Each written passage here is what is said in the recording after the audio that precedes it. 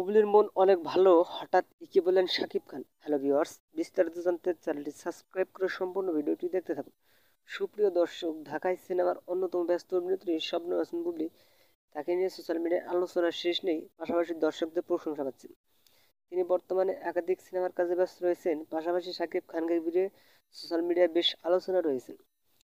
কারণ সম্প্রতি কয়েকদিন আগে ছেলে বীর ও শাকিবকে একসঙ্গে ঘোরাফেরা করেছিলেন বুবলি, আর সেই ছবিগুলোই সোশ্যাল মিডিয়ায় বেশ জনপ্রিয়তা অর্জন করেছে।